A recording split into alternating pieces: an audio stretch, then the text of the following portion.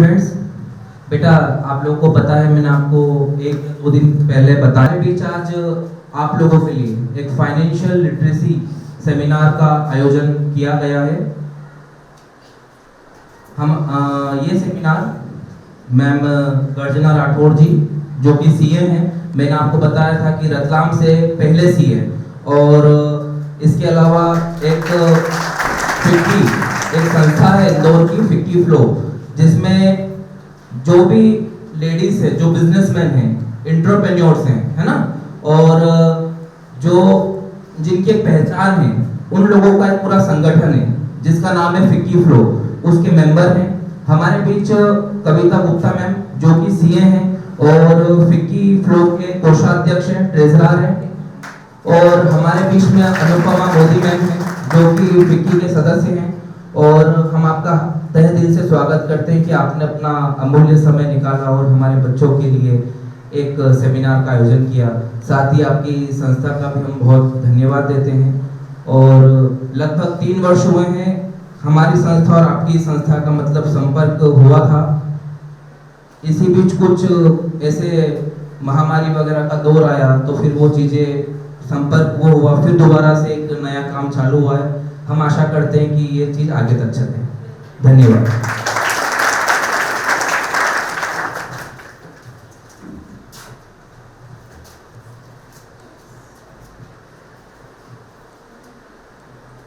नमस्कार, good afternoon, good morning. पहले तो सबसे पहले कि आप लोगों को वेट करना पड़ा उसके लिए सॉरी। आज हम वित्तीय साक्षरता की बात करेंगे।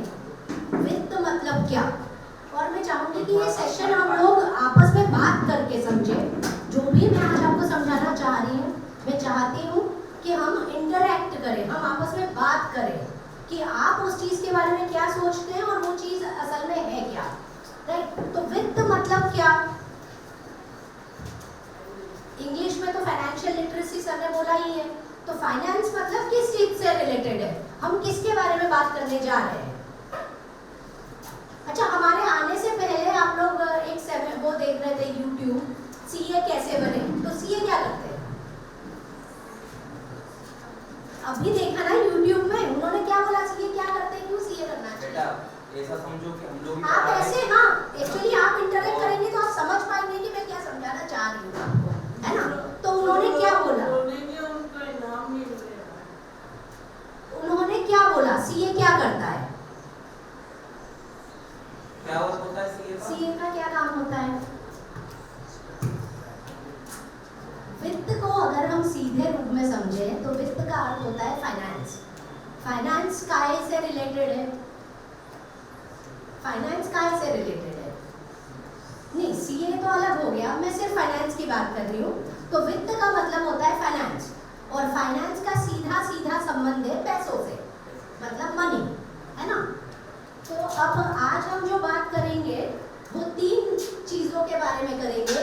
एक तो हम मनी के बारे में बात करेंगे, दूसरा हम बैंकिंग के बारे में बात करेंगे कि बैंक क्या है, क्यों है, बैंक काम कैसे कर सकते हैं, और तीसरा हम बात करेंगे बिजनेस के बारे में, है ना। तो 1 बाय 1 चलते। मनी, अच्छा मनी को लेके आपकी क्या सोच है, मनी क्या है, पैसा क्या है, बताओ पैसा क्या है।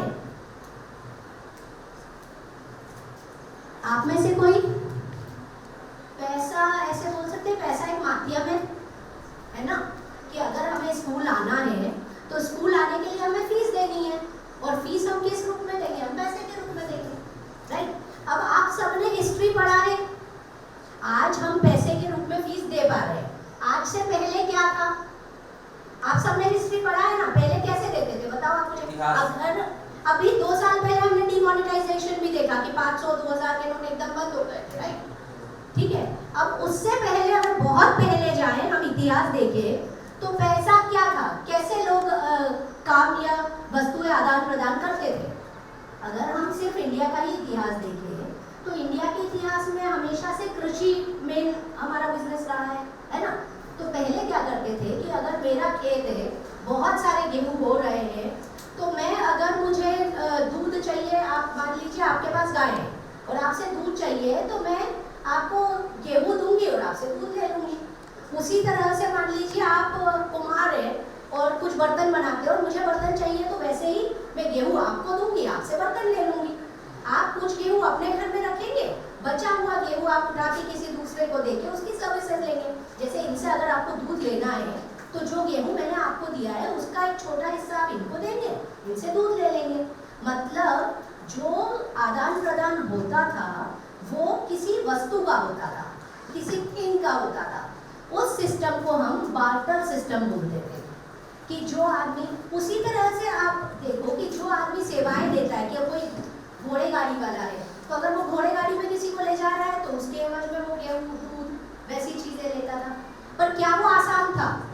आप इमेजिन करो कि यहाँ से इंदौर ही जाते हैं हम कुछ सामान लेने, और अगर कोई किसान जा रहा है तो क्या वो 100 क्विंटल के 2 बोरे भर के ले जाएगा ताकि वहाँ कुछ सामान खरीद सके? मतलब आप इमेजिन कीजिए कितना डिफिकल्ट रहा होगा। वो टाइम पे रोड्स नहीं और बैलगाड़ी में जाना है और इतना गेहूं लेके जाना है ताकि कोई एक सामान लेके आ सके। सो प्रैक्टिकली वो बहुत ज़्यादा डिफिकल्ट था। तो उस डिफिकल्टी को कम करने के लिए 600 BC में तुर्की में एक राजा को उपाय आया कि यार ये तो बहुत ही मुश्किल हो रहा है, तो उसने एक कॉइन्स निकाले। शुरुआत के कॉइन्स सोने चांदी के कॉइन्स होते थे और उन पे राजा की मुद्रा अंकित होती थी। जैसे हमारे यहाँ भी अगर हिंदुस्तान की बात करें तो हमारे यहाँ अलग अलग राज्य थे, तो हर राज्य के राजा की मुद्रा वहाँ का कॉइन होती थी। अभी अगर थोड़ा भी आप फाइनेंस का करते हैं तो आपको पता होगा कि हम डॉलर और रुपये की बात करते हैं कि $1 = 77 रुपये या 78 रुपये। वैसे ही एक राजा की मुद्रा और दूसरे राजा की मुद्रा में भी चेंजेस होते थे कि इंदौर अच्छा राज्य है तो इंदौर की मुद्रा महंगी रहेगी, वहीं मान लीजिए महू एक छोटा राज्य है तो महू की मुद्रा सस्ती होगी। वैसा तो हर राज्य की अलग अलग अपनी मुद्राएं थी। मुद्रा क्या? मुद्रा मतलब मनी। वो टाइम पे मुद्रा थी वही इवॉल्व होते होते मनी के रूप में आ गई। इंडिया में 1850 से करेंसी है कि देश की करेंसी 1850 से लागू है जो सारे राज्यों में ये सर्कुलेटेड है, राइट। बीच में डिमोनेटाइजेशन हुआ। डिमोनेटाइजेशन मतलब जो करेंसी यूज में आ रही थी उसे एकदम से बंद कर दिया गया कि वो करेंसी अब यूज में हम नहीं लेंगे, राइट। तो करेंसी कौन छापता है? चलो आप में से कोई जवाब देगा कि करेंसी कौन छापता है? और हमारे बहुत पास में करेंसी की प्रेस, तो इसलिए जवाब तो आपसे चाहिएगा मेरे को, है ना। बताइए गवर्नर, कौन सा गवर्नर? भारतीय रिजर्व बैंक का गवर्नर। वेरी गुड, बहुत ही अच्छा जवाब है आपका। हाँ नहीं बिल्कुल, आरबीआई हमारी मनी कंट्रोल की अथॉरिटी है। मॉनेटरी पॉलिसी आरबीआई बनाता है, मौद्रिक पॉलिसी जिसे बोलते हैं, और आरबीआई ही डिसाइड करता है कि किसी समय में कितने नोट छपने हैं, है ना। और नोट छापने का कारखाना हमारे अपने मध्य प्रदेश में देवास में है, ठीक है। तो रुपए मतलब मनी क्या है? मनी रुपए अगर हम नॉर्मल लैंग्वेज में देखें तो, है ना। अब मनी से क्या क्या हो सकता है? चलो अब ये तो आप लोग सब बता सकते हो मुझे कि मनी से क्या क्या हो सकता है, तो बताइए मनी से क्या क्या कर सकते हैं? बताओ। ठीक है, तो दैट मीन्स हम परचेज कर सकते हैं आपके हिसाब से मनी से, है ना। चलो आपके हिसाब से मनी से और क्या कर सकते हो? आप बिजनेस कर सकते हैं, बिल्कुल सही। अब आप बताइए मनी से क्या कर सकते हैं? तो वो तो परचेजेस में आ गया फिर अपना, बिल्कुल वो तो परचेजेस नहीं हो गया ना फिर।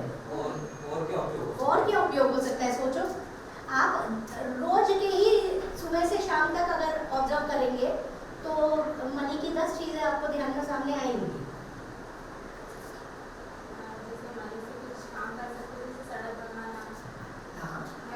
हम डेवलपमेंट का काम कर सकते हैं अगर मनी है तो, है ना। सड़क बनवाना, और ये सरकार के उसमें आते हैं। जब सरकारी खजाने में पैसा होता है, सरकारी खजाने में मनी होता है, तो वो इंफ्रास्ट्रक्चर डेवलपमेंट, जिसको सड़क बनाने को इंफ्रास्ट्रक्चर डेवलपमेंट बोलते हैं, तो वो इंफ्रास्ट्रक्चर डेवलपमेंट का वो सब काम करते हैं, है ना। और कोई बताएगा मनी का क्या और अच्छा यूज हो सकता है हमारा?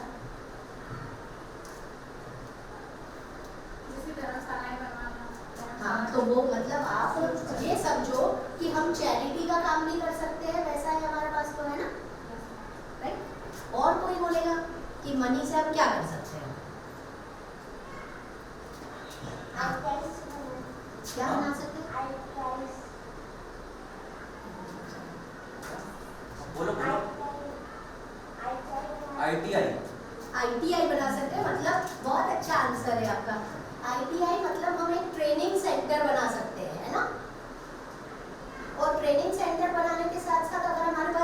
है तो हम वहाँ जाके ट्रेनिंग भी तो ले सकते हैं, है ना?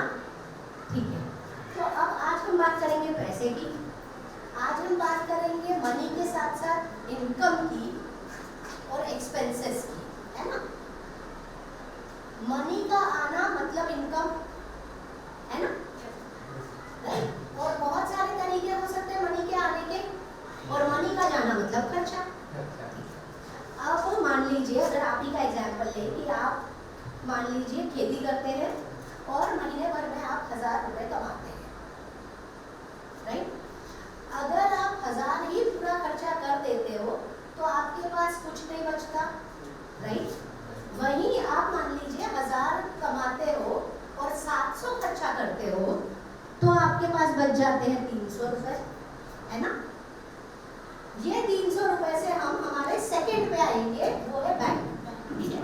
पहले हम मनी और इनकम, एक्सपेंडिचर, असेट, लायबिलिटी ये पूरा समझ लेते हैं, फिर ये 300 को हम बैंक पे लेके चलेंगे, ठीक है? अब ऐसा हुआ कि ये 300 आपने 10 महीने तक जोड़ते हुए गया और आप पे 3000 हो गए, ठीक है? अब 3000 में आपने सोचा हमेशा पैदल ही चलता हूँ, ये मेरा फ्रेंड है जो 2500 में स्कूटर दे रहा है तो 2500 में स्कूटर ले लेता हूँ, ठीक है?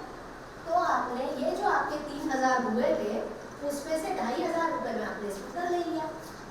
ये क्या हुआ बताओ? ये आपका इनकम है, ये आपकी एक्सपेंडिचर है, स्कूटर क्या है बताइए? स्कूटर क्या है? इनकम एक्सपेंडिचर तो हम सीधी सीधी बात कर रहे हैं, ये खेती कर रहे हैं 1000 रुपये कमा रहे हैं, वो इनकी इनकम है 1000 रुपये कमाना, या ये नौकरी कर रहे हैं 1000 रुपये कमा रहे हैं, वो 1000 रुपये इनकम है।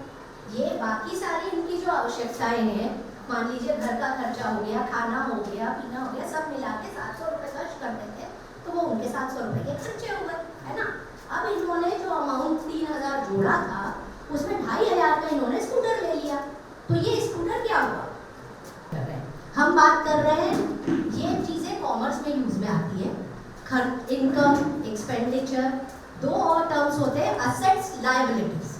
असेट मतलब वो चीज़ जो मेरी संपत्ति होती है और लायबिलिटी मतलब मेरी देनदारियाँ, ठीक है? तो ये जो स्कूटर खरीदते हैं वो इनकी असेट होगी। असेट मतलब क्या? उससे आगे इनकी किसी आवश्यकता की पूर्ति होगी। जैसे हमारा घर, तो घर हमारा असेट होता है क्योंकि घर में हम रह सकते हैं, राइट? अगर घर हम खुद खरीद लेते हैं तो हम किराया नहीं देते, तो वो हमारा असेट होता है। वैसे ही स्कूटर आगे इनके बिजनेस में काम में आने वाला है, इनको रेगुलर में ज़रूरतों में काम में आने वाला है, तो स्कूटर हमारा असेट हुआ, राइट? तो इनकम एक्सपेंडिचर के साथ दो और टर्म्स जुड़ते हैं, असेट और एक और है ये लायबिलिटीज, ठीक है? संपत्ति और दायित्व। अब यहाँ तो क्या हुआ था कि इनका 2500 में स्कूटर आ गया था तो इनके पास फिर भी 500 रुपये बच गए हैं यहाँ, ठीक है? अब हम एक और स्थिति देखते हैं कि जहाँ दोस्त ने बोला नहीं 2500 में नहीं हो पाएगा, मैं तो 3500 में ही दूंगा स्कूटर, ठीक है? अब इनके पास तो 3000 ही है ना? मतलब इनके पास 500 रुपये की लायबिलिटी खड़ी हो गई कि वो 500 रुपये इनको आगे अपने दोस्त को दे देंगे, ठीक है? सो इनकम में से एक्सपेंसेस घटाते हैं तो हमारा सेविंग होता है ना? ये सेविंग जब बढ़ता है, ये एक लेवल तक आता है तो हम असेट क्रिएट कर पाते हैं, राइट? हमेशा जरूरी नहीं कि पूरे सेविंग से ही असेट क्रिएट कर पाए, ऐसा भी होता है कि सेविंग के साथ साथ असेट, कुछ देनदारियां हम ले लें और असेट क्रिएट कर लें। जैसे इन्होंने ये 500 रुपये इनको देना है आगे अपने दोस्त को, राइट? तो जो इनकम से में से एक्सपेंस हो गया बचा, अब ये 2500 तो यानी पहले उसमें 3000 दे चुके हैं उसको, 500 दे रहे हैं तो ये अगले महीनों में कमा के उसको देंगे, है ना? जैसे अगर नॉर्मल लैंग्वेज में आज बोले तो आदमी अगर लोन पे मकान लेता है तो एक EMI पे करता है जो मंथली किश्त देनी होती है, तो ये इन्होंने साथ में अपने एक मंथली किश्त बांध ली है जो इन्हें देना है, तो ये इनकी देनदारी हुई है, ठीक है? तो अब क्लियर है इनकम क्या है, खर्चे क्या है, असेट क्या है और लायबिलिटीज क्या है, ये चारों चीजें आपको क्लियर है। असेट, इसके अलावा क्या क्या सुविधा असेट आपको दे सकता है? अब मतलब अभी जैसे स्कूटर खरीदा तो स्कूटर में एक सुविधा तो इनको ये दी कि एक जगह से दूसरी जगह जाना है तो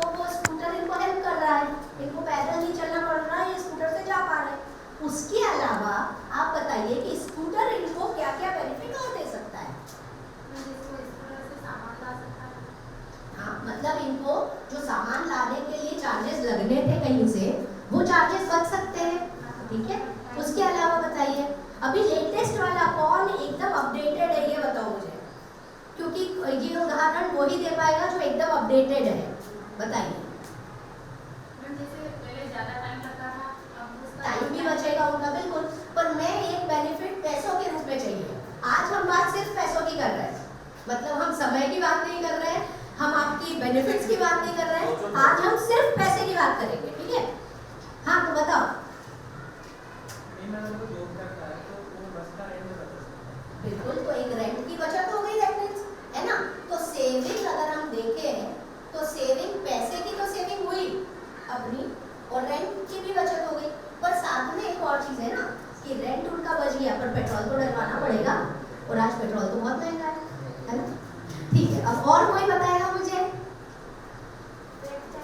हाँ, फैक्ट्री नहीं, पर फैक्ट्री का इससे स्कूटर से क्या संबंध है ना। इनकम कैसे कर सकते हो? इनकम कैसे इसे स्कूटर से की जा सकती है, ये बताओ। अगर मान लीजिए इनका जॉब, ये जॉब करते हैं या खेत में रहते हैं 9 बजे से 5 बजे तक, और आपको स्कूटर की ज़रूरत है, तो ये आपको स्कूटर रेंट पे दे सकते हैं कि 4 घंटे तू चला स्कूटर, इतना किराया मेरे को दे देना, है ना। स्कूटर में आज की तारीख में ये बहुत आम नहीं है, पर हाँ घर के रूप में ऐसा होता है ना कि घर में अगर हमारे एक कमरा एक्स्ट्रा है तो हम किराए पे दे देते हैं कि एक एडिशनल इनकम हो जाए। तो दैट मीन्स असेट का एक और काम क्या हो गया, असेट हमें सुविधा तो दे ही रहे, साथ में एक इनकम भी तो दे रहे हैं असेट आपको, है ना। उसके अलावा आपने ओला, उबर, इनके नाम किसने सुने हैं क्या? ओला, उबर, रैपिडो। एक्चुअली आजकल क्या है, आजकल जैसे टैक्सी किराए पे आती है ना, कि हम टैक्सी से किराए पे जाते हैं, वैसे ही आजकल रैपिडो करके एक वो है जिसमें वो बाइक या स्कूटर किराए पे आता है, वो स्कूटर वाला आता है और आपको जहाँ जाना है वहाँ तक छोड़ता है। सो दैट मीन्स ये भी एक इनकम का सोर्स हो गया आपका असेट। तो असेट का मतलब क्या हुआ? असेट का मतलब ये हुआ कि वो एक संपत्ति है, और संपत्ति होने के साथ साथ वो आपको इनकम भी दे सकती है जरूरत पड़ने पर। नॉट नेसेसरी कि हर बार आप उस असेट से इनकम कमाना ही चाहो, पर जरूरत पड़ने पर वो आपको एक इनकम भी दे सकती है, राइट। अब लायबिलिटीज मतलब क्या? लायबिलिटीज मतलब देनदारियां, राइट। तो क्या हुआ कि यहाँ तो आपका दोस्त है, उसने बोला भाई ठीक है 500 रुपये अगले इंस्टॉलमेंट में दे देना, काम हो जाएगा। मान लीजिए वो आपका दोस्त नहीं है, वो महाजन है, उससे आपने ले लिए पैसे कि नहीं ये, तो वो इस पर क्या मांगेगा ये बताओ मुझे? 500 रुपये ब्याज मांगेगा, है ना। तो दैट मीन्स लायबिलिटी के साथ साथ एक खर्चा भी जुड़ा हुआ है हमारा, है ना। उसी तरह से अगर बैंक से हम EMI पे लेते हैं तो बैंक भी एक निश्चित परसेंट पे ब्याज लेता है हमसे, राइट। तो असेट इनकम से एसोसिएट होते हैं और लायबिलिटी खर्चे से एसोसिएट होती है ना। और इनकम माइनस एक्सपेंडिचर हमारा सेविंग होता है। सेविंग से हम असेट क्रिएट कर सकते हैं, उसके अलावा क्या कर सकते हैं? चलो, अरे आप ध्यान दो और सोचो, सेविंग से और क्या? अच्छा, आपके पास 100 रुपए है तो आप क्या करोगे? चलो ये बताओ मुझे। 100 रुपए अगर आपको दिए मैंने, तो आप क्या करेंगे उस 100 रुपए से? तो वो तो अपन ने देख लिया था परचेज का, ये है ना। उससे जो सेविंग कर रही है उससे, जैसे कि कभी सामान ले जाना हो तो गाड़ी ले जाना रेंट से, उसका भी पेमेंट कर दोगे, है ना। और जैसे कि किसी को जरूरत पड़े उसकी मदद कर सकते हो। मान लीजिए अभी कोविड आया था, सडनली से कोई बीमारी आई, अगर आपके पास पैसा बचा हुआ है तो वो आप ऐसी कुछ इमीडिएट नीड आती है तो वहाँ भी तो यूज़ कर सकते हो। दैट मीन्स आप इमरजेंसी में यूज़ कर सकते हो उनको, है ना। इमरजेंसी में यूज़ किया जा सकता है, कोई असेट खरीदा जा सकता है, डेवलपमेंट में लगाया जा सकता है, चैरिटी में दिया जा सकता है। जब आप कोई इनकम करते हैं तो एक सर्टेन पोर्शन इनकम का हम सरकार को देते हैं, ठीक है। उसको बोलते हैं इनकम टैक्स, है ना। तो income minus expenditure minus tax आपका सेविंग होता है, ठीक है। उसके अलावा इनकम टैक्स तो हमने सेंट्रल गवर्नमेंट की बात कर दी, भाई वो तो सेंट्रल गवर्नमेंट को चला गया। अब हम यहाँ रहते हैं, यहाँ हम क्या रहते हैं, तो यहाँ हम जो पानी यूज करते हैं उसके लिए वाटर चार्जेस देते हैं, है ना। हाँ, लाइट को इलेक्ट्रिसिटी देते हैं, वो इलेक्ट्रिसिटी कंपनी को जाता है, वो सरकार को नहीं जाता। सरकार और इलेक्ट्रिसिटी कंपनी अलग अलग है, वो तो आपके खर्चे में ही आ गया लाइट, राइट। सरकार को क्या जाता है, वाटर चार्जेस जाता है। आजकल कचरा उठाती है सरकार, तो गार्बेज चार्जेस लेती है। उसके अलावा सरकार प्रॉपर्टी टैक्स लेती है अगर आपका मकान है तो ये चार्जेस लोकल लेवल की गवर्नमेंट को जाते हैं, जिसका खर्चा वो आपकी सड़क और ये सब बनाने में करते हैं, ठीक है। तो बेसिकली आपने समझ लिया कि पैसा क्या होता है, पैसा कैसे इवॉल्व हुआ और पैसा किस किस काम आता है। इसमें किसी का कोई क्वेश्चन है? हाँ, समझा है मैंने जो पैसे के बारे में बताया कि नहीं समझा है अभी? कि थोड़ा थोड़ा कुछ समझने की कोशिश कर रहे हो? जैसे अगर किसी व्यक्ति के पास पैसा ना हो तो वो क्या करे? कमाने के रास्ते ढूंढेगा, कमाने के रास्ते सोचेगा, खोजेगा, है ना, कि कैसे कमाया जा सकता है। पैसा नहीं है, हुनर है, तो आप बहुत कमा लोगे, है ना। जैसे कोई गांव क्षेत्र में ज़्यादातर अनपढ़ लोग होते हैं, तो फिर उनको कोई नौकरी मिलेगी नहीं। अनपढ़ को नौकरी नहीं मिलेगी। अच्छा, एक है ना केबीसी का एक सीरियल आया था, नाम अभी एक फीमेल आई थी, उसमें कौन बढ़ने का करोड़पति देखा है क्या सबने? देखा है ना। तो उसमें एक ये फीमेल आई थी राजस्थान से, लेडीज आई थी ना, याद है वो लेडीज क्या? रूमा देवी, है ना। ये रूमा देवी ने 8वीं तक पढ़ाई की, उसके बाद पढ़ना छोड़ दिया। 16 साल में उनकी शादी हो गई थी और वो 2019 में केबीसी में आई थी, और उससे पहले 2018 में उनको नारी रत्न अवार्ड मिला था। आप जानते हैं वो भी पढ़ी लिखी नहीं थी, है ना, पर उन्हें एम्ब्रॉयडरी आती थी सिर्फ, उनके पास पैसे भी नहीं थे। ऐसा है कि 10 औरतों को उन्होंने ज्वाइन किया, 100 रुपए हर औरत से लिए, और उससे एम्ब्रॉयडरी का सामान लेके आई थी। कपड़ा, एम्ब्रॉयडरी मतलब ये कढ़ाई, कढ़ाई सिलाई भी नहीं, सिर्फ कढ़ाई ले। तो उन्होंने कढ़ाई का सामान, वो धागे और वो सब लेके आई, और उन्होंने कुशन और बैग बनाए। और पहली बार बाड़मेर करके राजस्थान में जगह, वहाँ के जब वो ऑफिसर के पास वो लेके गई तो वो खुद आश्चर्यचकित रह गए कि इतना अच्छा काम उन्होंने किया है। उसके बाद 2016 में दिल्ली के प्रगति मैदान में एग्जीबिशन लगाई उन्होंने। उन्हें यूनाइटेड नेशंस ने यूएसए बुला के उनसे बुलवाया था आवर्ड में कि उन्होंने कैसे किया है। और 2018 में उनको नारी रत्न मिला है अपने राष्ट्रपति से। तो फिर मतलब ये जरूरी नहीं है कि आपके पास पैसा ही होना चाहिए, आप हुनर से भी बहुत सारा कुछ कर सकते हैं, है ना। इच्छा होनी चाहिए। कोई भी चीज करने के लिए पैसा कहीं जरूरी नहीं है, इच्छा सबसे ज्यादा जरूरी है। जीत और हार आपकी सोच पे निर्भर होगी, जीत और हार आपकी सोच पे निर्भर होगी। मान लो तो हार है, और ठान लो तो जीत होगी, है ना।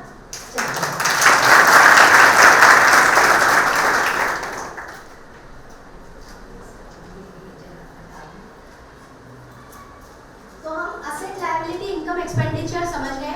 इसमें किसी को कुछ नहीं पूछना है, वो काम करेंगे। ये चारों शब्द आपके साथ हमेशा रहेंगे। जब भी हम वित्त या फाइनेंस की बात करेंगे, कोई भी चीज इन चारों से बाहर नहीं होती फाइनेंस में, है ना। अब आपने 1000 रुपए कमाए थे, 700 रुपए खर्च कर दिए, 300 बचे, ठीक है। अब ये 300 को क्या करेंगे? बच गए 300 रुपए, अच्छी बात है, आप बचत कर रहे हो, पूरा खर्च नहीं कर रहे हो। ये 300 से हम क्या क्या कर सकते हैं बताइए। अब पीछे से बताओगे आप, लास्ट कौन बैठा है? 300 रुपए से क्या करेंगे बताओ। आपको क्या खरीदना है 300 रुपए से जो आप खरीद सकते हो? लास्ट बेंच बताइए बेटा, तुम बताओ। 300 रुपए से क्या कर सकते हैं हम? चलो मेरा पेन ये खराब हो रहा है, ये ठीक से चल नहीं रहा है, मैं एक पेन खरीद लूंगी, है ना। वो भी एक तरह का खर्चा हो गया, तो वो तो खर्चे में आ गया। मोबाइल का रिचार्ज करा लोगे 300 रुपए में, है ना। नहीं अभी राखी आ रही है, सिस्टर के लिए गिफ्ट खरीद लोगे आप 300 रुपए में? नहीं। तो बहुत सारी चीजें की जा सकती है। अब ये सारी चीजें तो हम एक्सपेंस में ले चुके हैं, तो ये 300 रुपए हमारे पास बच रहे हैं। आप सबने गुल्लक देखा है क्या? क्या करते हो गुल्लक का, ये बताओ, है ना? तो ये 300 रुपए हमको गुल्लक में डाल सकते हैं कि आज जरूरत नहीं है, जब मर्जी होगी तब ताले से खोल लेंगे, या मिट्टी का गुल्लक है तो फोड़ लेंगे और 300 रुपए निकाल लेंगे। मतलब ये 300 रुपए आपने इमरजेंसी फंड के लिए रख दिए कि आज मुझे जरूरत नहीं है, इसको रख दिया है, जब जरूरत लगेगी निकाल लेंगे। सही है? अब क्या होता है, गुल्लक बहुत ज्यादा सेफ घर पे नहीं, आपके छोटे भाई बहन है, मौका देखा, अरे 300 रुपए बचा है, चलो निकाल लो, है ना? करते ही हैं छोटे भाई बहन थोड़ा पैसा, तो फिर क्या करेंगे? फिर गुल्लक में हम रख नहीं पाएंगे। तो फिर ऐसी कोई जगह चाहिए जहां हम ये पैसा रख पाए और वो वहाँ सेफ भी रहे, है ना? पहले के जमाने में ऐसा पैसा बहुत बार महाजनों के पास भी रखा जाता था, पर वो सेफ रहता था ऐसा जरूरी नहीं होता था। तो फिर कॉन्सेप्ट आया जिसको हम बैंक बोलते हैं, है ना? कब पहला बैंक आया इंडिया में? हिस्ट्री पढ़ते नहीं हो क्या आप लोग? 1850 में पहला बैंक आया था जो कोलकाता में आया था। आज की तारीख में वो बैंक नहीं है, पर ऐसा बैंक जो 1800 या 1900 में बना था और आज तक ऐसे एक आध बैंक का नाम बता दो। आपके गांव में कौन सा बैंक है? चलो मुझे ये बताओ, आपके यहाँ कोई बैंक है? बैंक ऑफ इंडिया है। बैंक ऑफ इंडिया 1890 में बना था जो आज तक चालू है ना? Bank of India, bank of Baroda, Allahabad bank, Punjab national bank, SBI, ये सब पुराने बैंक है ना? पहले इंपीरियल बैंक था जिसको गवर्नमेंट ने 1913 में कन्वर्ट करके स्टेट बैंक ऑफ इंडिया बनाया, और आज की तारीख में सबसे बड़ा बैंक है हमारा SBI। ठीक है? तो बैंक क्या करते हैं? चलो अब आपके हिसाब से बताओ मुझे कि बैंक क्या करते हैं, फिर मैं थोड़ा और बैंक के बारे में बताऊंगी कि बैंक में क्या क्या है ना? बताइए। अब सेकेंड रो से शुरू करेंगे और हर रो मुझे एक एक जवाब देगा। बैंक क्या करता है बताओ? बैंक गए हो आप कभी? हाँ गए हो? आज हम पूरा ये भी बताएंगे कि बैंक में काम कैसे करते हैं अपन, है ना? तो आप बताओ बैंक क्या करता है? आप काय के लिए रहते हैं बैंक? पैसे, ये 300 रुपए बचे हैं वो जमा करने जाते। ठीक है, आप बताओ बैंक और क्या करता है?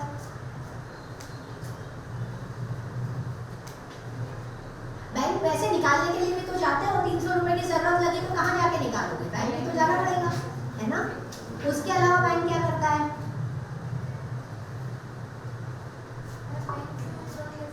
लोन ले सकते हैं। वो स्कूटर के लिए इनको 500 रुपए की कमी पड़ी थी तो ये बैंक जाके ले सकते थे लोन कि 500 रुपए लोन दे दो हमें, है ना? और क्या करता है बैंक? ब्याज मिलता है, बिल्कुल सही है। बैंक में क्यों करना? क्यों नहीं हम गुल्लक में ही रख ले? या क्यों नहीं हम, चलो मम्मी को दे दिए पैसे, मम्मी भी तो संभाल के रखती है पैसे, मम्मी थोड़े ना मेरे पैसे काम में लेगी, राइट? तो फिर हम मम्मी के पास ही क्यों नहीं दे देते? क्यों ले जाके बैंक में रख देते पैसे? पैसे का डर रहता है, राइट? और दूसरा बैंक पैसे पे ब्याज देता है ना? तो अब हिंदुस्तान में बैंक कैसे है और कैसे आए उस पर थोड़ा सा बात करते हैं, फिर बैंक काम कैसे करते हैं हम उस पर आएंगे। ठीक है? तो बैंक जो इंडिया में है वो हम 3 कैटेगरीज में बांट सकते हैं। ठीक है? एक है नेशनलाइज्ड बैंक,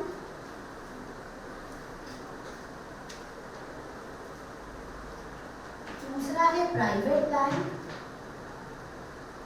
और तीसरा है रीजनल रूरल बैंक। ठीक है? अब हम पहले बैंक समझते हैं, बैंक कैसे बने। अब भी मैंने बोला था bank of India, bank of Baroda, ये सारे, पंजाब नेशनल बैंक, ये सब पुराने बैंक है। तो किसने बनाए होंगे आपके हिसाब से ये बैंक्स?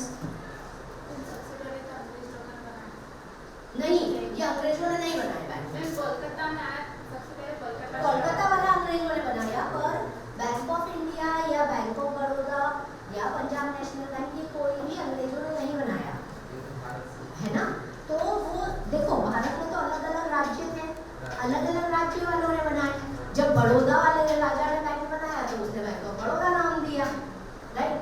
फिर पंजाब वाले ने बनाया तो पंजाब नेशनल बैंक नाम दे दिया।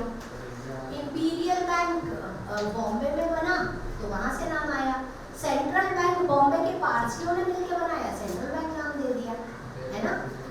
तो वो इस तरह से बैंक बने, जिसके पास पैसा था उसने, अगर मान लीजिए मेरे पास पैसा है और मुझे पैसा ब्याज पे देना है, पर मुझे महाजनी रूप में नहीं देना, मुझे ऐसे देना है कि आप भी ग्रो करें, आपके भी काम आए और मुझे भी ब्याज मिल जाए, तो फिर एक बैंक का गठन हुआ कि एक तरीका हो जिससे पैसा ब्याज पे दिया जा सके, साथ ही एक तरीका हो कि अगर आपके पास एक्सेस पैसा है तो आप बैंक में रख लें और आप ब्याज पाएं, है ना।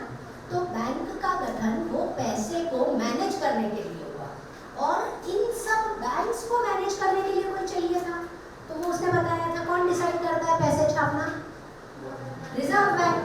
तो इन सब बैंक को मैनेज करने के लिए सबसे ऊपर हमारे पास आरबीआई आया, है ना। अब क्या हो रहा था कि 1980 तक ये सारे बैंक स्टेट वाइज ही चल रहे थे, जो बड़ौदा का बैंक है वो बड़ौदा वाला ही चला रहा है, बड़ौदा वाला ही देख रहा है, जो पंजाब में चल रहा है वो पंजाब ही देख रहा है, वैसा उन्होंने ब्रांचेस खोली थी, आरबीआई गवर्न उनको कर रहा था, पर पूरा जो कंट्रोल था वो रेस्पेक्टिव बैंक वालों का ही था। फिर 1980 में ऐसे लगा कि ये बैंक का कंट्रोल तो सही नहीं है, क्योंकि हो सकता था कि पंजाब नेशनल बैंक ब्याज किसी खाते वाले को ब्याज 10% पे दे और लोन वाले से 24% पे ले, और वही bank of Baroda come rate पे दे रहा है और ले रहा है। तो ऐसा अगर देखा जाए तो एक ही देश में अलग अलग जगह ब्याज का भी डिफरेंस हो गया, कोई बहुत ज़्यादा पे दे रहा है, कोई बहुत कम पे दे रहा है, वही कोई बहुत ज़्यादा ले रहा है, कोई बहुत कम ले रहा है। तो फिर एक सिस्टम की ज़रूरत थी कि एक कुछ ऐसा हो कि पूरे देश में जितने भी बैंक हैं वो एक ही रूफ के अंडर आए, तो वो बैंक को निजीकरण किया गया, that is nationalisation of banks. 1980 में शुरुआत में 14 बैंक को निजीकरण किया गया, उसके बाद सबसे बड़ा बैंक अपना एसबीआई बन गया। तो state bank of India, bank of India, bank of Baroda, Punjab national bank, ऐसे 14 बैंक 1980 में निजीकरण हुआ, और उसी के 5 या 6 साल बाद 6 और बैंकों का हुआ। सो इन टोटल हमारे 20 नेशनलाइज्ड बैंक बने। अब इनमें भी आप में से किसी को पता है क्या कि स्टेट बैंक ऑफ इंदौर भी था पहले? पहले स्टेट बैंक ऑफ इंदौर भी हुआ करता था। तो ये जितने भी थे, स्टेट बैंक ऑफ इंदौर ले लीजिए, स्टेट बैंक ऑफ सौराष्ट्र ले लो, state bank of Travancore and Mysore, ये सारे मर्ज हो गए एसबीआई में, और एसबीआई हमारा सबसे बड़ा बैंक बन गया। सरकार का बैंक बोलते हैं एसबीआई को, है ना। तो ये नेशनलाइज बैंक हुए। अब इसके अलावा ये सारे जो bank of India, central bank, इनके अलावा कुछ और नाम के बैंक भी आजकल हम सुनते हैं। कोई बताएगा बैंकों के नाम मुझे प्लीज? बैंकों के नाम तो बताने पड़ेंगे ना, मैं तभी आगे बढ़ने वाली हूं, कोई नाम बताएगा मुझे? ग्राहक सेवा केंद्र। नहीं, ग्राहक सेवा केंद्र तो वो किसी बैंक का ही कस्टमर केयर की जगह है, तो वो बैंक का वो नहीं है। बैंक का नाम आपके यहाँ कौन से बैंक है? मुझे एक बैंक का नाम तो बताओ।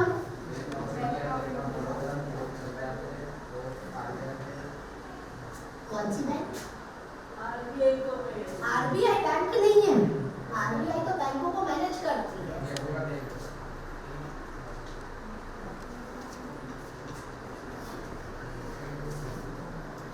एक आईसीआईसीआई बैंक का नाम सुना है? आप सब टीवी नहीं देखते हो क्या? कोई ये बताओ मेरे को। टीवी नहीं देखता है कोई?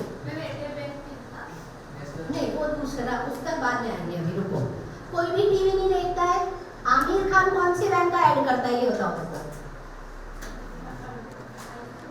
कोई भी टीवी नहीं देख रहा है मतलब? बताओ जल्दी से।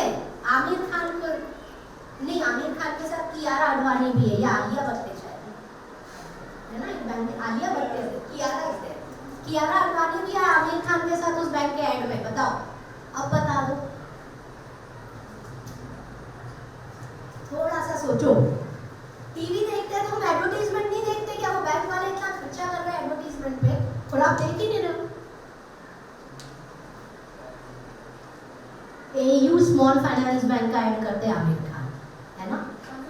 एयू स्मॉल फाइनेंस बैंक है, उनका ऐड आता है आमिर खान का। तो अब नेशनलाइज्ड बैंक के अलावा आपने नाम सुना है क्या? एचडीएफसी सुना है, ICICI, IDBI, कोटक महिंद्रा, सुना है? IDFC, नहीं सुना है? सुने हैं ना? तो वो एक सेकेंड कैटेगरी ऑफ बैंक है जिनको प्राइवेट बैंक्स कहा जाता है। नेशनलाइज्ड बैंक मतलब क्या कि 51% हिस्सेदारी या शेयर होल्डिंग इस बैंक में सरकार की होती है, ठीक है। और प्राइवेट बैंक के 1990 से शुरू हुए और इनमें अपना ICICI, HDFC, then IDBI, yes bank, Kotak Mahindra और IDFC, ये कुछ नाम है, मतलब और भी है इनमें। तो ये प्राइवेट बैंक्स हुए। प्राइवेट बैंक्स मतलब क्या कि गवर्नमेंट की हिस्सेदारी 50% नहीं है, पर प्राइवेट बैंक्स भी, कोई सा भी बैंक हो, नेशनलाइज्ड हो प्राइवेट हो, सब आएंगे RBI के अंडर में।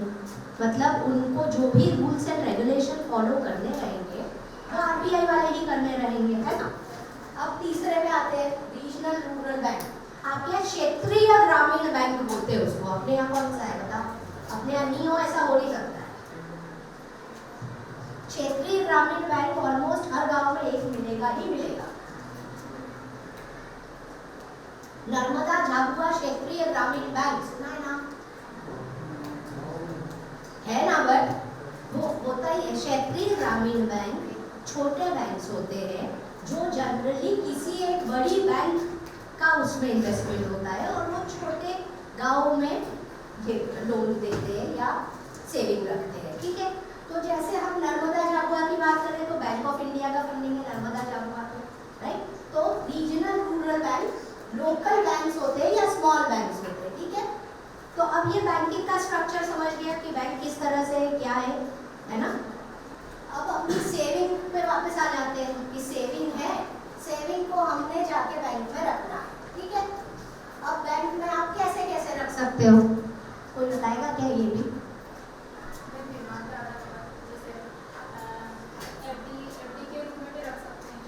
तो अब अपन उन तरीकों पे आते हैं कि अगर मुझे बैंक में अपना पैसा रखना है तो मैं किन किन रूप में रख सकती हूँ, ठीक है। तो बैंक आपको जाओगे वैसे ही बैंक बोलेगा भाई अकाउंट खोल दो, है ना। तो बैंक कौन से अकाउंट खोलता है? एक तो नॉर्मल सेविंग बैंक अकाउंट है ना। Saving bank account normal account है जो बैंक की लगभग सारी शाखाएं खोलती है और सेविंग बैंक पे एक छोटा कुछ अमाउंट का ब्याज देती है बैंक, है ना। सारे सेविंग बैंक अकाउंट्स पे ब्याज मिलता है और सबके सेविंग बैंक अकाउंट बैंकों में खोले जाते हैं। अभी थोड़े समय पहले कुछ अकाउंट बैंक्स में बहुत ज़्यादा खुले थे, आपको जानकारी है? हर गांव में बहुत सारे अकाउंट खोले थे बैंकों में जाके। कौन से अकाउंट खोले थे? सेविंग अकाउंट ही थे, उनको जन धन खाता बोल रहे थे, है ना। जन धन खाते खुले थे या नहीं बताओ? ठीक है। अब सेविंग अकाउंट हो गया। अब जैसे आप सबका मेरा सबका सेविंग खुल जाएगा, पर ये तो बिजनेस करते हैं तो बैंक बोलेगा इनका सेविंग तो खुलना, ये तो बिजनेस कर रहे हैं ना, तो इनका एक अलग अकाउंट खुलना चाहिए, सेविंग नहीं खुलना चाहिए, है ना। तो उसको बोलते हैं करंट अकाउंट, ठीक है। अब इनकी सेविंग वो 300 रुपए बढ़ के 3000 रुपए हो गई।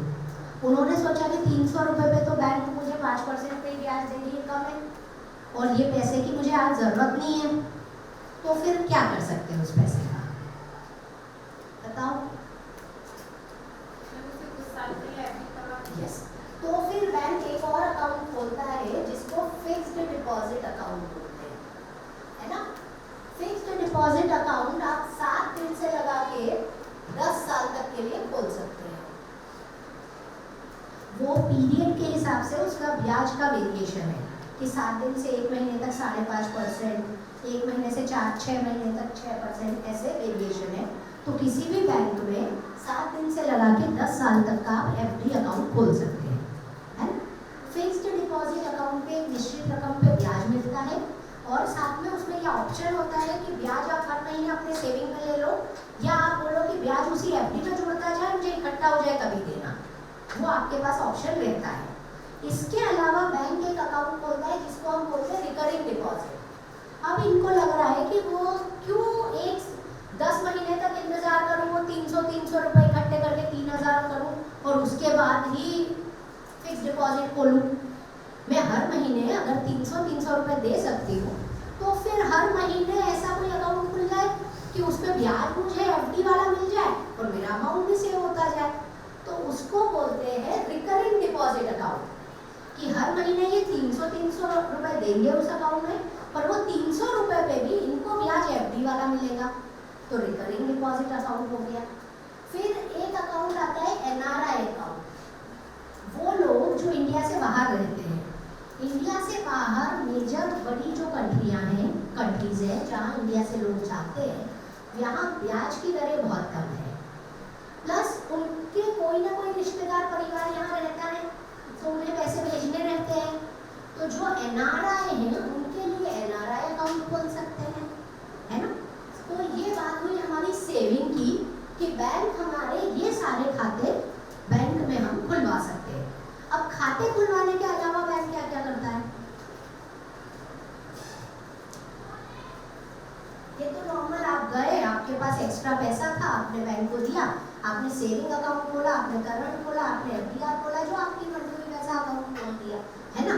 तो बैंक सिर्फ आपका पैसा लेने के लिए तो नहीं है, बैंक तो और भी काम करता है। तो बैंक और क्या काम करता है? जैसे हमारे पास कोई धन है तो वो भी हम इस पे सेव कर सकते हैं। देखिए, अब क्या होगा कि अगर आपके सेविंग बैंक अकाउंट में आप हर महीने 1000 रुपए की इनकम आती है और 700 रुपये आप बाहर निकालते हो, तो आपका एक ट्रैक होता है जो बैंक में मेंटेन्ड है। तो बैंक आपको लोन देने का काम भी तो करता है ना। वो आप गाड़ी के लिए लोन भी बैंक से ले सकते हो, वैसे ही अगर किसी को मकान बनाना है मकान के लिए लोन ले सकते हैं।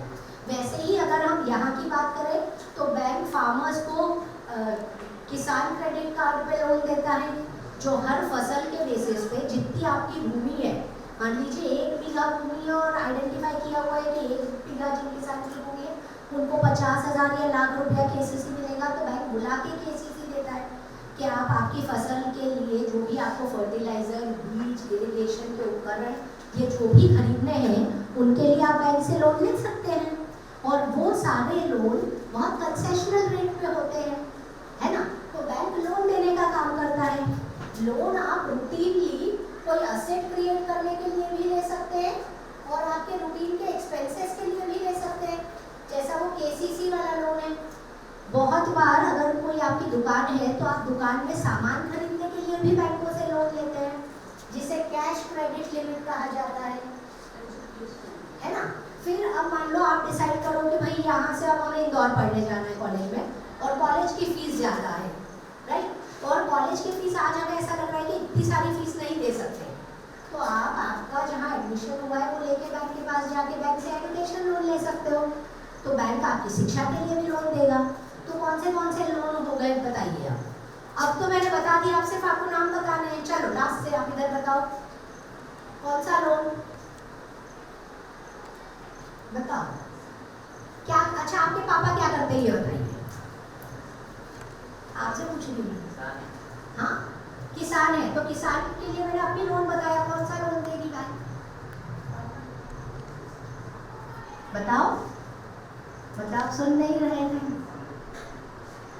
आपके स्कूल ने हमें इतनी दूर से बुलाया कि आप लोग समझ सके कि बैंक क्या है, कैसे है, और आप ध्यान नहीं दे रहे हो। किसान क्रेडिट कार्ड बताया था ना मैंने अभी, और किसान को कैसे देते वो भी बताया था, कहाँ यूज़ कर सकते हैं वो भी बताया था। कहाँ यूज़ में ले सकता है किसान क्रेडिट कार्ड का पैसा बताइए। हाँ, बीज में, फर्टिलाइजर में, इरिगेशन के उपकरण में, और किसान सबसे लोएस्ट रेट पे ऋण जो मिलता है वो किसानों को मिलता है। अगर उनका व्यवस्थित बेनिफिट उठाया जाए तो खेती से बहुत कमाया जा सकता है ना। थोड़ा सा अवेयरनेस रखो, है ना, बैकग्राउंड। वैसे ही एजुकेशन लोन है, तो ये डिफरेंट तरह के लोन है जो हमें बैंकें देती है। इसके अलावा बैंक आजकल और भी दूसरी चीज़ें करती है, उनमें से एक है इंश्योरेंस। आप में से इंश्योरेंस सुना है किसी ने? इंश्योरेंस क्या होता है? इंश्योरेंस मतलब क्या, नहीं पता है? हाँ, बीमा। हाँ, हिंदी में इंश्योरेंस को बीमा बोलते हैं। तो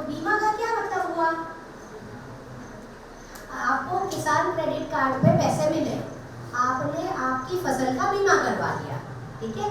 अब अगर आपकी फसल मान लो तेज बारिश से खराब भी हो गई, तो जिस अमाउंट का आपने बीमा करवाया है आपको वो रकम बैंक दे देगी, क्योंकि आपने बीमा करवाया हुआ था। तो बीमा का सीधा मतलब क्या है कि हम किसी चीज को सिक्योर करना चाहते हैं, है ना। इंश्योरेंस, तो इंश्योरेंस दो चीजों की करती है बैंक, एक तो लाइफ पे इंश्योरेंस करती है और एक वस्तुओं पे करती है, से प्रॉपर्टी पे या खेतों का बीमा, जो खेतों का होता है वो बीमा, है ना।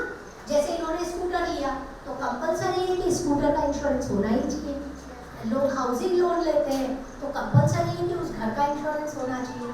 जब एजुकेशन लोन लेते हैं तो ये जरूरी है कि जिस बच्चे का एजुकेशन लोन लिया उसका बीमा होना चाहिए, है ना। तो लाइफ इंश्योरेंस का मतलब होता है किसी के जीवन का बीमा, है ना। अगर मान लो कल मैंने लाइफ इंश्योरेंस कराया हुआ है मान लो 1 लाख रुपए का, और कल मेरी डेथ हो जाती है तो वो 1 लाख रुपया मेरे परिवार वालों को बैंक वाले देंगे, है ना। और उस 1 लाख रुपए के लिए बैंक मुझसे एक छोटी राशि लेती है जिसको हम प्रीमियम कहते हैं। प्रीमियम कैसे पे की आपने? मनी से पे की।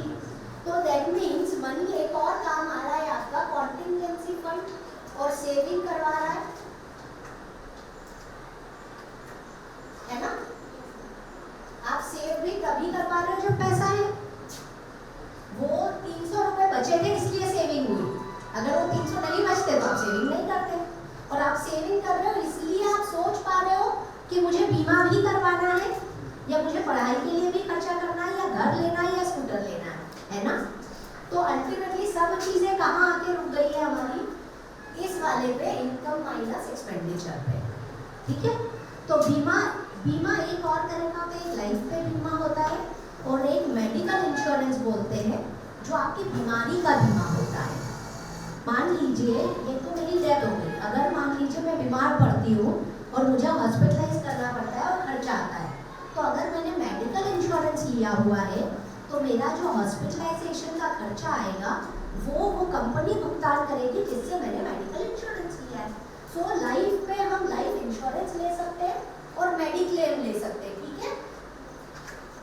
तो अब इंश्योरेंस समझा हमें, बैंक हमारे किस रूप में ये रख रही है वो समझ गया, प्लस बैंक क्या लोन दे रही है ये समझ गया।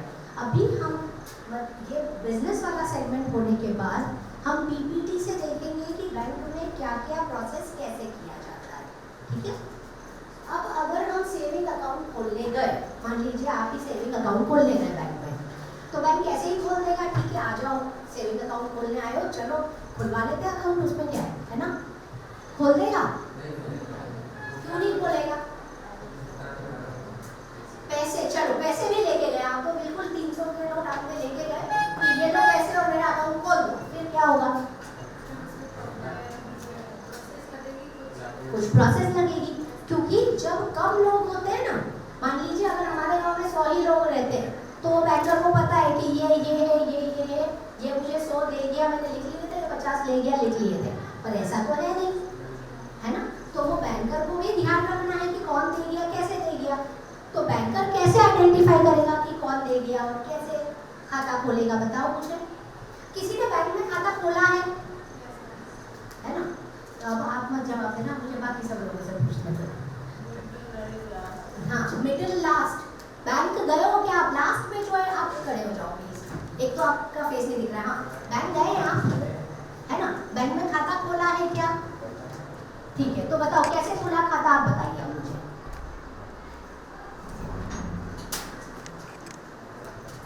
कैसे मतलब आप गए तो बैंकर ने क्या बोला कि ठीक है आप पैसे लाए हो दे दो, ऐसा नहीं ना।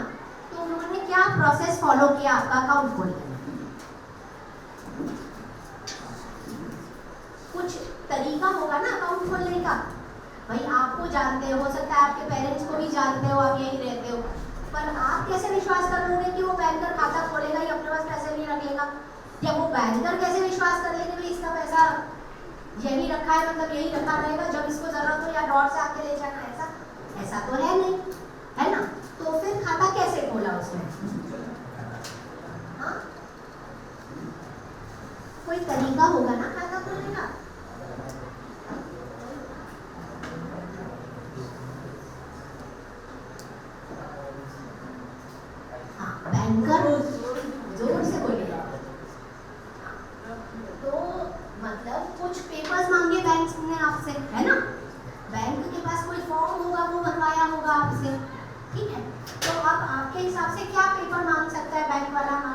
खोलने के लिए। हाँ, और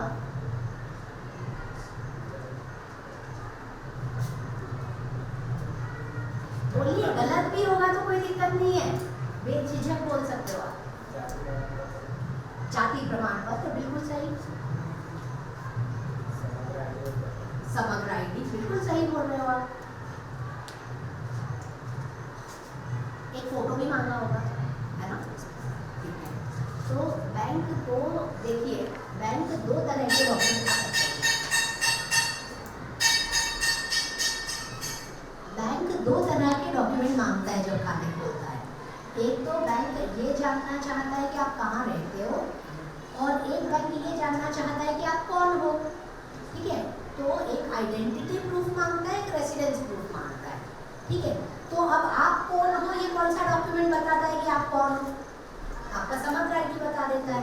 या अभी देखा जाए तो अभी आज की तारीख में आधार एक ऐसा आईडी है जो बता देता है। साथ में बैंक के लिए ये भी जानना जरूरी है कि आपकी उम्र क्या है। माइनर के अकाउंट खोल सकता है बैंक, जो 18 साल से छोटे हैं उनके अकाउंट खुल जाते हैं, पर साथ में उनके पेरेंट्स मतलब उनके माता पिता के भी साइन चाहिए रहते हैं, राइट? तो फिर आपकी एज कैसे पता पड़ेगी? या तो आपका जन्म प्रमाण पत्र हो या फिर आधार कार्ड होगा, राइट? तो आधार कार्ड, जन्म प्रमाण पत्र, समग्र आईडी और साथ में 10th की मार्कशीट, ये चारों डॉक्यूमेंट्स आपके हर जगह काम में आते हैं। 10th की मार्कशीट या पासिंग सर्टिफिकेट जिसमें आपका डेट ऑफ बर्थ लिखा होता है, ये चारों डॉक्यूमेंट्स हर जगह जहाँ भी आपके आईडी प्रूफ मांगे जाएंगे, ये चारों डॉक्यूमेंट्स सामने आते हैं। ठीक है, प्रूफ इनमें से आधार में आपका फोटो भी होता है, तो आधार फोटो आईडी भी दे देता है। आधार में एड्रेस भी होता है, तो एड्रेस के लिए भी आधार काम में आ जाता है। तो दो तरह के आईडीज बैंक मांगता है, एक तो फोटो आईडी का प्रूफ मांगता है और एक रेसिडेंस का मांगता है। रेसिडेंस के लिए बहुत बार फादर के नाम का बिजली बिल या वाटर चार्जेस का बिल या फिर टेलीफोन बिल, ये भी चल जाते हैं, है ना? तो ये आईडीज के साथ साथ आपका पासपोर्ट साइज फोटो लेगा, एक कागज पे वो आप जो उनका फॉर्म है उन पे साइन करवाएंगे, क्योंकि आगे आप विड्रॉ कैसे करोगे? बैंक में रख दिया, यहाँ प्रोसेस अपना खत्म हो गया कि हमने बैंक का अकाउंट खोल लिया है, हम बैंक चले गए, बैंक में अकाउंट के लिए उसने जो जो फॉर्मेलिटीज थी वो सारे पेपर्स उसको दे दिए, बैंक का अकाउंट खुलवा दिया। अभी आज की तारीख में मान लो हमें नॉर्मल अकाउंट खोलना है, सिर्फ हमें बचत डालनी है, तो हमने नॉर्मल सेविंग अकाउंट खोल दिया बैंक के साथ। ठीक है, तो यहाँ तक तो एक काम अपना हो गया। अब आगे क्या? सेविंग अकाउंट खोल के आ गए, अब हर महीने इनका भी 1000 रुपये कमा रहे हैं, वो सेविंग अकाउंट में डाल देते, 600 निकाल के खर्चा कर लेते, वो सेविंग अकाउंट उनका अच्छा चल रहा है। ठीक है, अब क्या? वो मान लो मुझे वो पैसे की जरूरत लगी, ठीक है, तो अब ये मैंने आपको बता दिया कि खाता खोला और पैसा ले जाके आपने खाते में डाल दिया है, निकाले कि अपने आप को अमेजोन पे, फ्लिपकार्ट पे इन पे रजिस्टर करो और आपका प्रोडक्ट बेचने लगो, है ना? तो फिर कम पूंजी में खुद के द्वारा ही, मान लीजिए इनका हुनर है एम्ब्रॉयडरी, तो ये खुद ही सोच के 5-10 क्वेश्चन बनाए, फोटो डाले, उनके पास 8 दिन का 10 दिन का टाइम होता है, डिस्पैच में उतने में नया और बन जाएगा, है ना? तो कहीं से भी बिजनेस शुरू किया जा सकता है। सिर्फ आइडिया चाहिए, प्रॉब्लम चाहिए, हुनर चाहिए, समझ चाहिए। समझ चाहिए पैसे की कि वो जो मैं बिजनेस करना चाह रही हूँ वो मुझे कमा के कितना देगा। मान लीजिए इनका पूरा खर्चा उस प्रोडक्ट को बनाने में 100-150 रुपये आता है और वो प्राइस ही 200 रुपये रखती है। अब उसमें ये नहीं जोड़ा इन्होंने कि ट्रांसपोर्टेशन कॉस्ट भी लगेगा, वो कुरियर वाले को भी तो देना है ना? तो वो उनका प्रोडक्ट लॉस में चला जाएगा। तो हमें वो समझ चाहिए कि क्या क्या कॉस्ट उस प्रोडक्ट से रिलेटेड हो सकती है ना? एक कॉस्ट का एग्जाम्पल अगर एम्ब्रॉयडरी वाला ही लेते हैं, ठीक है? एम्ब्रॉयडरी के लिए मान लीजिए इनके पास 50 रुपये का कपड़ा आया, है ना? फिर ये हुनरमंद है, इनको इन्होंने अपने साथ रखा, 10 रुपये उसको बना ही दिया इन्होंने, राइट? फिर उसके बाद उसको प्रेस करना, धुलवाना, उस सब के 20 रुपये और लग गए इनके, राइट? तो इन टोटल इनको बेसिक कॉस्ट ही 80 रुपये आ गई। अब थोड़ा कुछ मार्जिन होगा तो ही ये बिजनेस करेंगे, नहीं तो करेंगे नहीं। तो इन्होंने 10 रुपये अपना मार्जिन सोच लिया और इन्होंने मान लो अमेजोन पे अगर इसको 90 पे ही लिस्ट कर दिया तो बताओ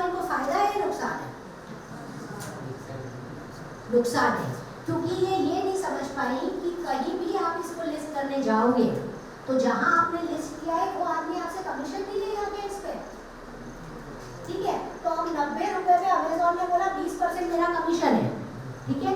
तो 90 माइनस 18 तो आपके हाथ में तो 72 ही आया। फिर उसके बाद जो ट्रांसपोर्ट ले जा रहा था कुरियर, उसने बोला 10 रुपए मेरा भी है, तो आपके हाथ में क्या आया 62, है ना।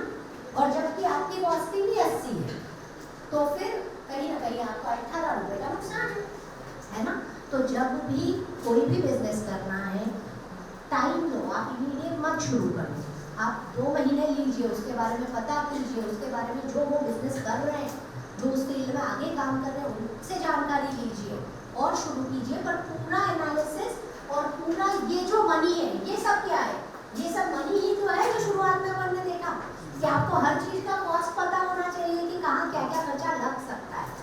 तो वो सारा मनी से हम बिजनेस में आ गए हैं, है ना। तो बिजनेस के बहुत सारे तरीके होते हैं। अब जैसे इन्होंने अकेले शुरू कर दिया तो इसको प्रोप्राइटरी कंसर्न बोलते हैं।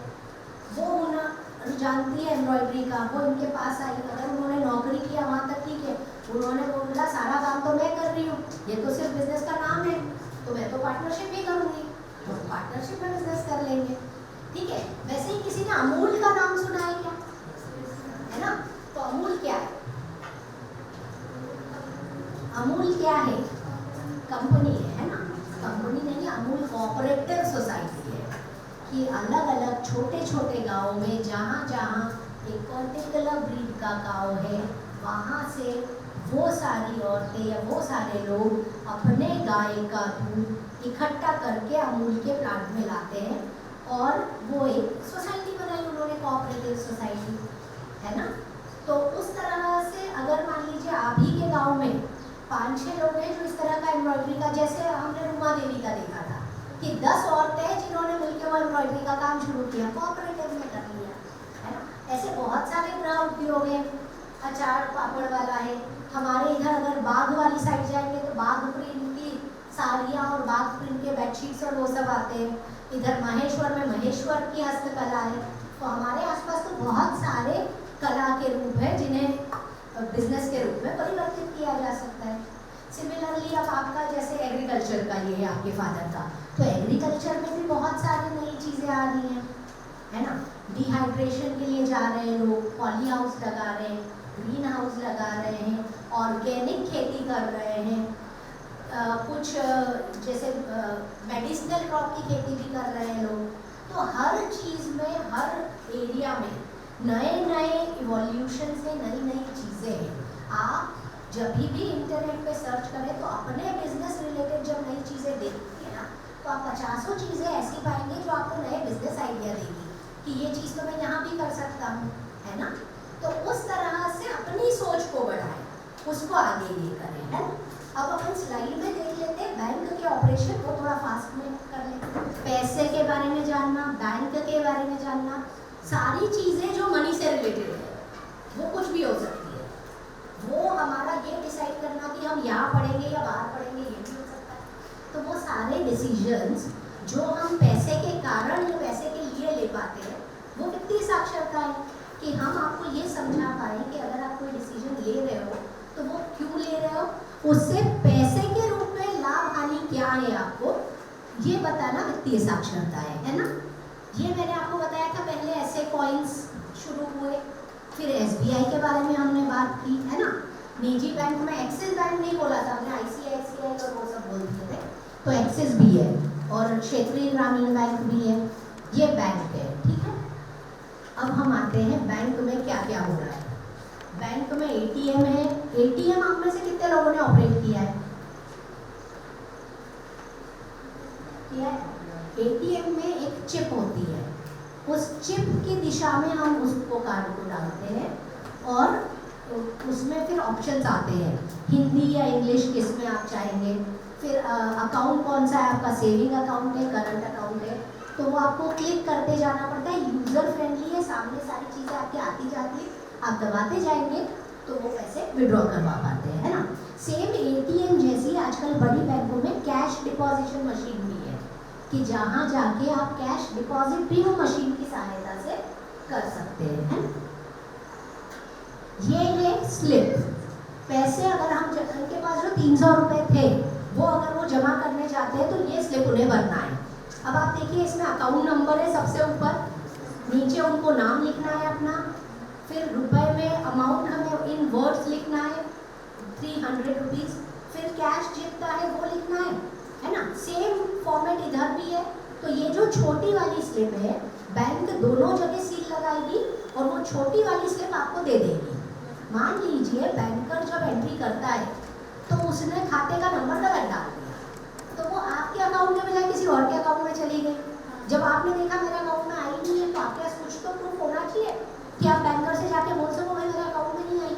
तो ये जो स्लिप है ये संभाल के रखिए ताकि हम बैंकर को जाके बोल सके कि मैं इस तारीख को जमा करने आया था पर मेरे खाते में पैसे नहीं दिख रहे, है ना। ये निकालने के लिए ये है विड्रॉल के लिए पर्ची। सेम वैसे ही अकाउंट नंबर, अमाउंट कितना है, आपका मोबाइल नंबर और साइन। मोबाइल नंबर इसलिए क्योंकि आजकल बैंक मोबाइल पे मैसेज भेजती है। जब आप डिपॉजिट करते हैं तो भी बैंक से मैसेज आता है, जब आप विड्रॉ करते हैं तो भी बैंक से मैसेज आता है ना। ये चेक में भी सेम वैसे ही, एक नंबर पे डेट है, 2 नंबर पे किसको पे करे उसका नाम है, फिर अमाउंट रुपीज़ में है, फिर वर्ड्स में है, फिर रुपीज़ में है, और आपके सिग्नेचर जो आपने अकाउंट ओपनिंग फॉर्म में किए होते हैं वही सिग्नेचर यहाँ करते रहते हैं। सिग्नेचर में हमेशा ध्यान रखना है कि वो चेंज नहीं हो, नहीं तो बैंक आपको अलाउ नहीं करेगा विड्रॉ करने के लिए, है ना।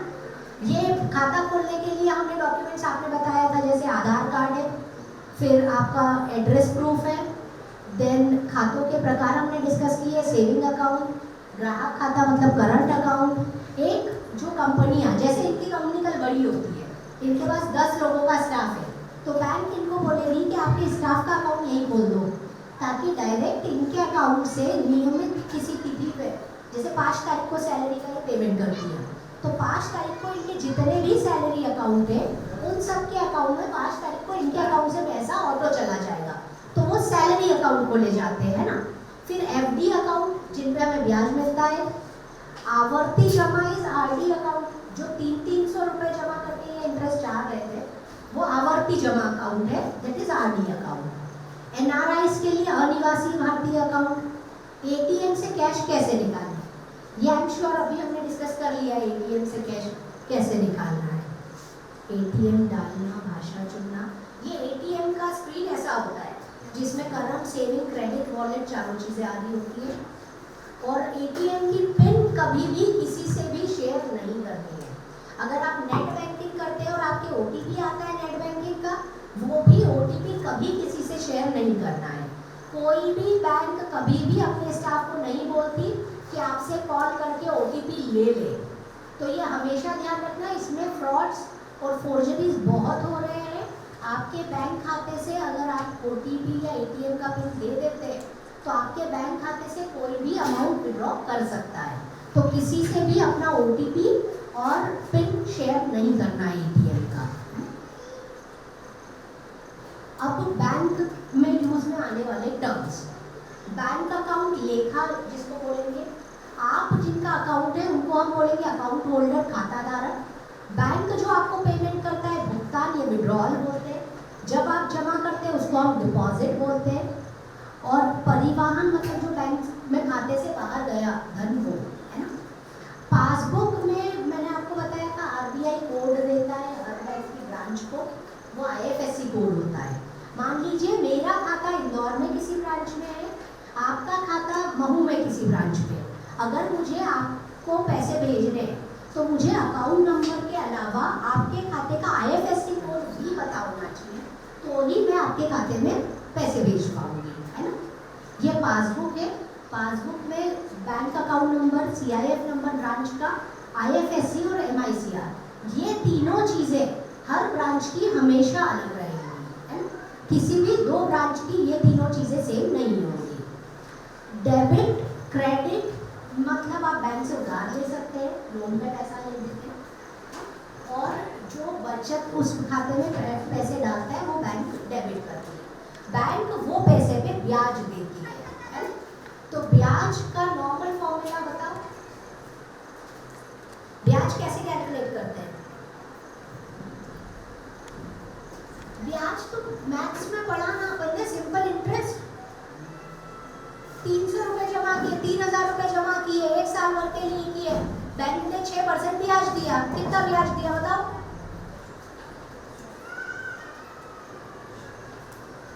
PRT। और हमारे जब मैंने मैथ्स किया तब हमारे सर ने बोला था पंडित तोताराम, P मतलब प्रिंसिपल 3000 रुपए, T मतलब टाइम 1 साल, और R means rate of interest.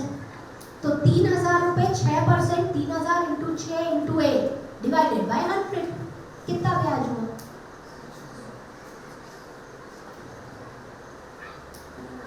तीन हजार into 6 into 100, 3000 into 6 into 8 divided by 100, क्या हुआ? 180 रुपए, है ना? तो ये सिंपल ब्याज हुआ। अब क्या हुआ, इन्होंने आरडी अकाउंट भी खोल दिया था जिसमें 300 रुपए हर महीने लगा रहे थे। अब वो 300 रुपए ब्याज लग के मान लो 318 हो गए, तो वो अगले महीने जो ब्याज लगेगा वो 18 रुपए पे एक्स्ट्रा लगेगा, जिसको बोलते हैं कंपाउंड इंटरेस्ट, है ना? तो कंपाउंड इंटरेस्ट का एक अलग फॉर्मूला होता है, चक्रवृद्धि ब्याज बोलते हैं जिसको।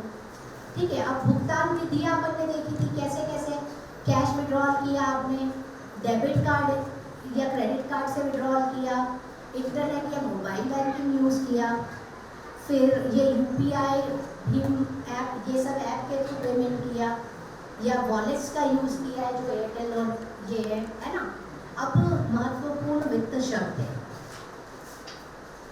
आय। हमने सबसे पहले शुरुआत ही आय से की थी, क्योंकि हम कमाएंगे तभी बैंक में अकाउंट खोलेंगे ना।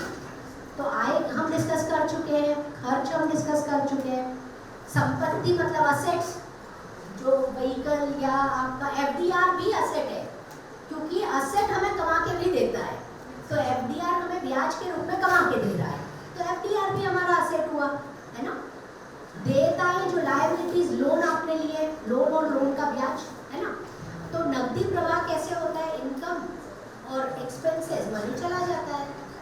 इनकम और बहुत बार जैसे आपने स्कूटर खरीदा तो ज़रूरी नहीं कि पूरे 1000 रुपये आपके पास थे तो ही खरीदा, आपने 500 रुपये लिए भी थे ना, तो फिर जो खर्चा गया वो लायबिलिटी भी हुई और एक्सपेंस भी हो गया, है ना। तो ये सिंपल फ्लो चार्ट और डायग्राम से पैसे कमाने के तरीके। तो अभी बहुत सारे तरीके हमने देखे, इन्होंने बिजनेस खोला था, उन्होंने जॉब किया था, उन्होंने KCC पे वो लिया था, और भी तरीके हो सकते हैं। उसके अलावा एक बहुत बड़ा तरीका आजकल सोशल मीडिया वाला आ रहा है कि YouTube या उस पर लोग किसी की भी जानकारी देके इन्फ्लुएंसर बन के और पैसे कमा सकते हैं, है ना। जैसे ITI की ट्रेनिंग लेके आप कहीं जॉब कर सकते हैं।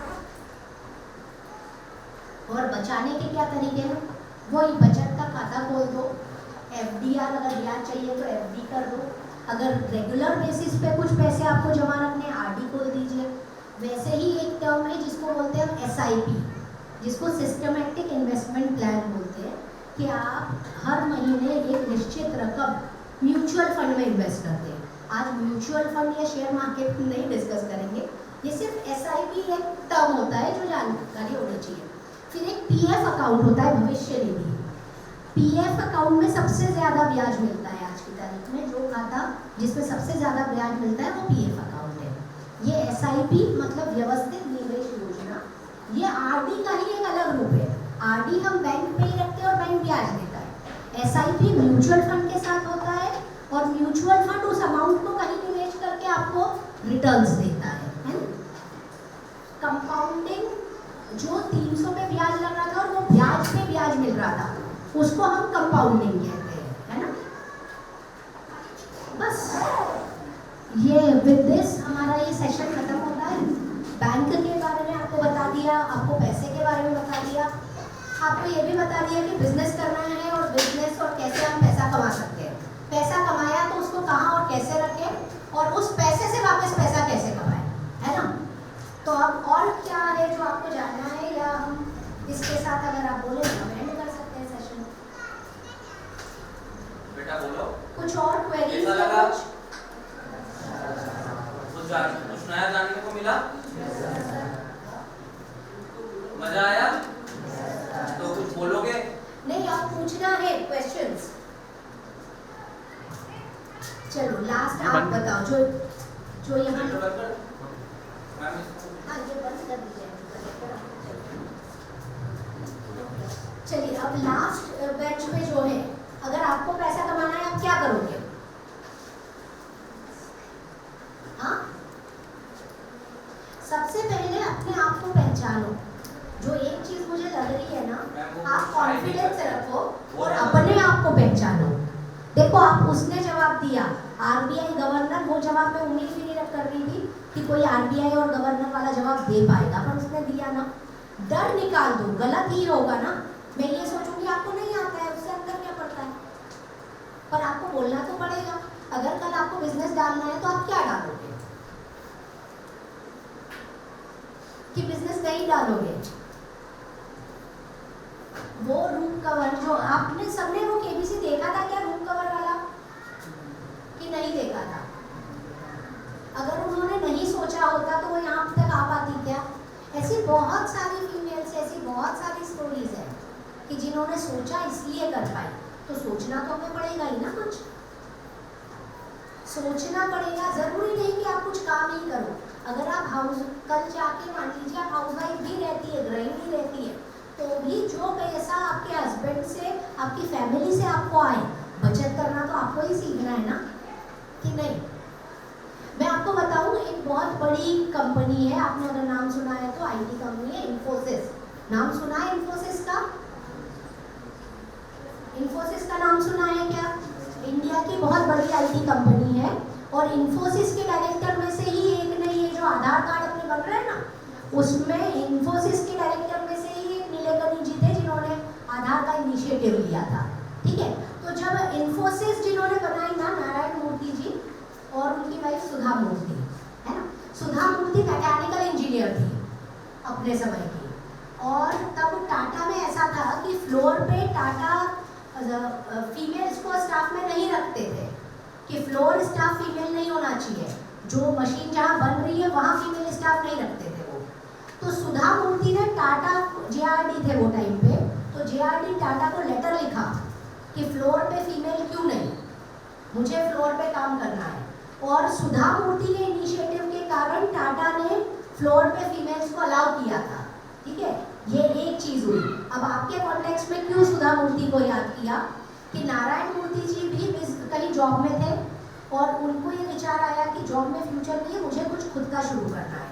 तो जब वो खुद का शुरू करने जा रहे थे, उनके पास पैसे नहीं थे, तो सुधा मूर्ति ने जो पैसे बचाए हुए थे वो उन्हें दिए और उन्होंने बिजनेस उससे शुरू किया है। तो आज भी जब आप नारायण मूर्ति जी की बात सुनेंगे कहीं भी या पढ़ेंगे, तो वो पहली चीज यही बोलते हैं कि मेरे बिजनेस की नींव मेरी वाइफ नहीं रखी है, उनके पैसे देंगे।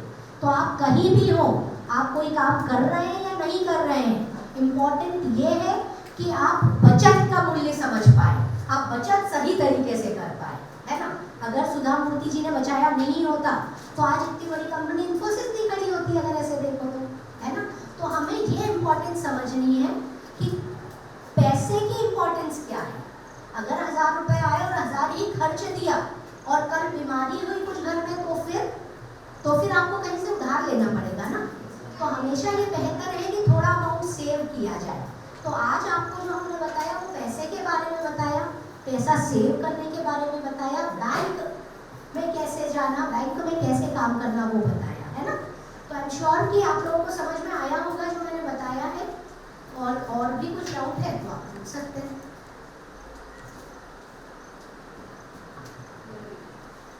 है ना। तो अब लास्ट में एक और अच्छी लाइन बोल देते हैं, है ना। लहरों से डर के नौका पार नहीं होती और कोशिश करने वालों की हार नहीं होती। एक्चुअल में जैसे कि हमारे जो बच्चे हैं वो विलेज एरिया के हैं, तो जैसे उनका एक शाय नेचर है, वो ज़्यादा बोलते नहीं हैं नए लोगों के आगे। अभी आप लोगों से थोड़े परिचित हो जाएंगे, जब आपके 1-2 सेशंस और होंगे तो बच्चे मतलब बोलना चालू करेंगे। मैं आशा करता हूँ कि आपको अच्छा लगा होगा। और बच्चों समझ में आया? तो दोबारा मैम को बुलाना है कि नहीं? हम तो आपको पढ़ाते हैं क्लास में, वित्त वगैरह मैं आपको समझाता हूँ जैसे, है ना, वित्त वगैरह ये हो, तो आपको डराना पड़ता है, याद कराना पड़ता है। अब ये तो जब आपको ओरली समझा रहे हैं, इतना अच्छे से पूरा प्रेजेंटेशन दे रहे हैं, तो ज़्यादा मज़ा आना चाहिए। मैं तो आपको ये याद करके ही आना है, नहीं तो नंबर नहीं मिलेंगे। यहाँ तो ज़्यादा अच्छा है ना, यहाँ आपको स्केल लेके खड़े हैं क्या कि नंबर काट लेंगे, है ना। अब इन बच्चों से पूछो, ये इन लोगों को मैं पढ़ा चुका हूँ, ये बच्चे अभी जैसे ग्रेजुएशन का हो चुका है। अब ये बच्चे, अब इन लोगों को लगता होगा कि हमने क्या क्या मिस किया है स्कूल में और क्या क्या चीज़ें सीखी थी। इन लोगों से सीखो, ये मौके बेटा बार बार नहीं मिलेंगे।